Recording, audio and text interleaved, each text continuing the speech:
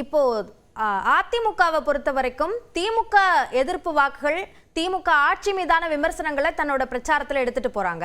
திமுகவுடைய பிரச்சாரம், முதலமைச்சருடைய பிரச்சாரத்துல பாஜகவுடனான அந்த கூட்டணியை விமர்சிச்சு முதலமைச்சர் தன்னுடைய பிரச்சாரத்தை மேற்கொள்கிறார்.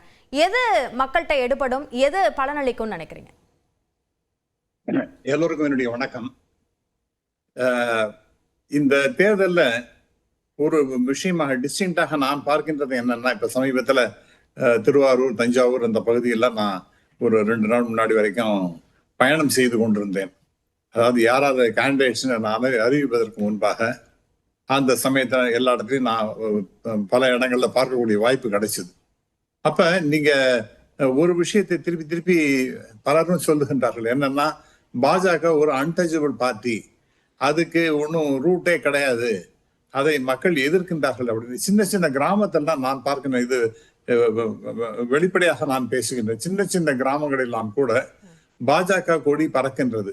அதற்கு என்று சில அமைப்பாளர்கள் அது போன்ற ஒரு இஷ்யூஸ் எல்லாம் இருக்கின்றது. அவங்கெல்லாம் அங்கே வேலை செய்து கொண்டிருக்கின்றார்கள், உண்மையாகவே அதற்காக உழைத்து கொண்டிருக்கின்றார்கள் என்று நான் பார்க்கின்றேன். அதனால பாஜக சேர்ந்ததுனாலே அதிமுக ஒரு மிகப்பெரிய சரிவு ஏற்படும். அதாவது பாஜக is totally and unacceptable party அப்படிங்கிற அந்த பாயிண்ட்டை நான் என்னால் ஏற்றுக்க முடியல. அந்த மாதிரி ஒரு சிச்சுவேஷன் இருந்திருக்கலாம், ஆனா இன்னைக்கு அப்படி இருப்பதாக நான் பார்க்கவில்லை அப்படிங்கிறதா நான் உண்மை.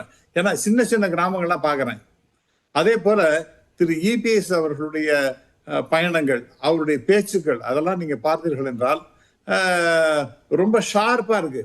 அதாவது மக்கள்கிட்ட பேசுகின்றது, அந்த பிரஸ் மீட் அப்படின்னா பார்க்கும்பொழுது ஒரு பீட்டிங் அபவுட் த புஷ்ஷே கிடையாது.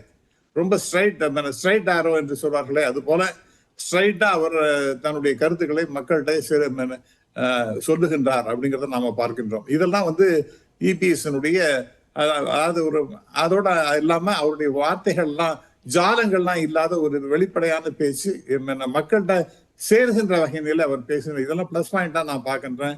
ஏடிஎம்கே பொறுத்த வரைக்கும் திரு இபிஎஸ்னுடைய பரப்புரை அதெல்லாம் நான் பார்க்கும்பொழுது, அதே மாதிரி இன்னும் பிஜேபி என்பது டோட்டலி அன்அக்செப்டபிள், அது அன்டச்சபிள் அப்படிங்கிற மாதிரிலாம் நிலைமை இன்னைக்கு இருப்பதாக தெரியல. அதெல்லாம் ஒரு காலம் இருந்து கொஞ்சம் கொஞ்சமாக மறைந்து கொண்டிருக்கின்றது. அதுவும் சற்று வளர்ந்துதான் இருக்கின்றது.